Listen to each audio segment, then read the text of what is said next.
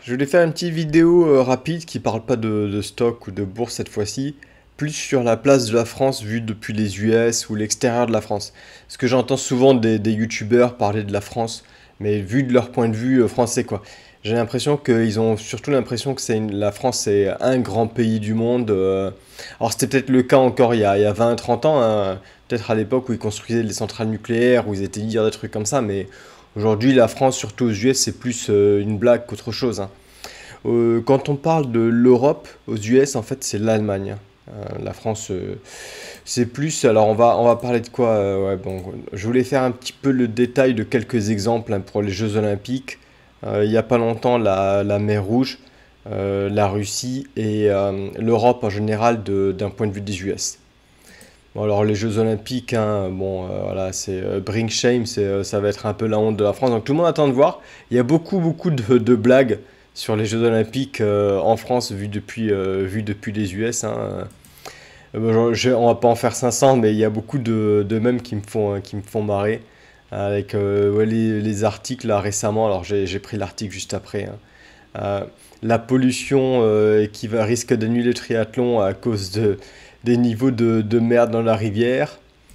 Et beaucoup de mèmes. Donc je Google ça en 5 minutes, il y en a quasiment tous les jours. Ça me fait toujours bien rire de les voir popper sur les réseaux sociaux. Les rats, alors il y a souvent cette blague aussi ouais, de ratatouille, ça représente bien la success story française. Enfin bon voilà, donc pour un des sujets sur lesquels on parle de la France, ouais, c'est les Jeux Olympiques où tout le monde attend de voir ce que ça va donner et surtout les coûts, hein, les coûts astronomiques où je crois qu'on est à 3 fois le budget initial. Enfin bon, les gens ici rigolent bien, mais bon. Après, alors un peu plus sérieusement, la mer Rouge, hein. Alors là, il y a quelques jours, ouais, bah, ça date d'il y a 2 jours. J'ai pas retrouvé l'article original, l'article que je cherchais, il était assez marrant parce que c'était French surrender again, la France abandonne encore une fois. Donc en fait, voilà, il y a 2 jours, il y a eu la brigade, comment ça s'appelle, la frigate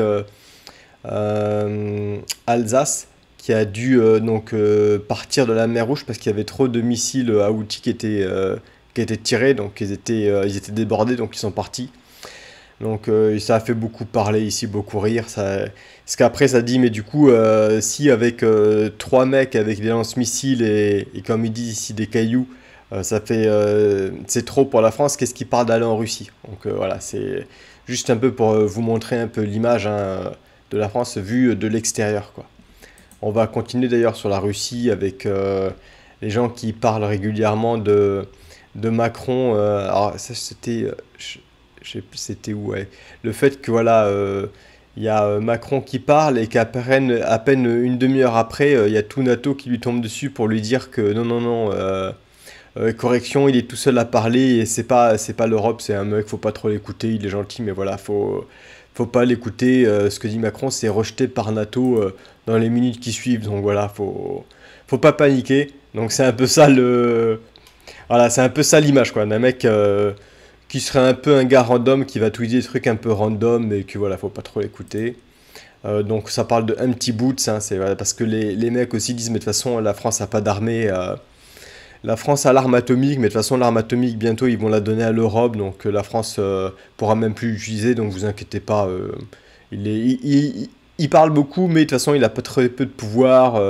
Les mecs savent bien que tu as à peine quelques munitions pour une semaine, et encore quoi, donc voilà. Il y a souvent des blagues qui reviennent avec la Seconde Guerre mondiale, où les mecs ont tenu 3 jours et se sont rendus, donc voilà, c'est un peu ça l'image de la France, hein, donc... quand vous entendez parler Macron en tant que Français, vous pensez que ça a du poids, mais faut pas rêver quoi.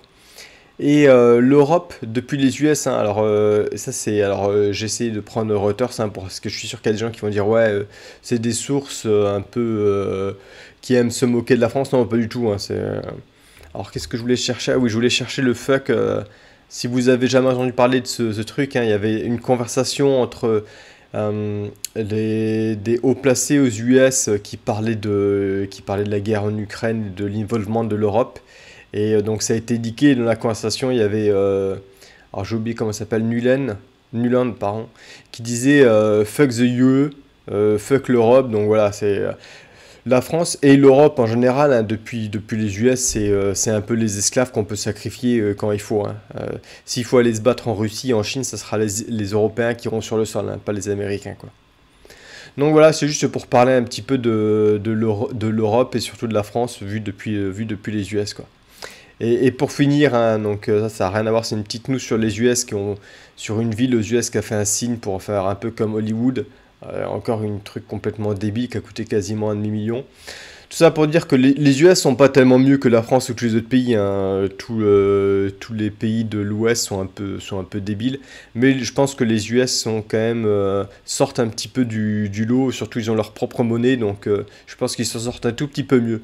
Mais voilà, faut pas penser que je suis fan du US. Je pense que c'est aussi des débiles. Mais ils ont la chance d'avoir leur propre monnaie. Une nation où ils sont unis, ils parlent tous le même langage. Une banque centrale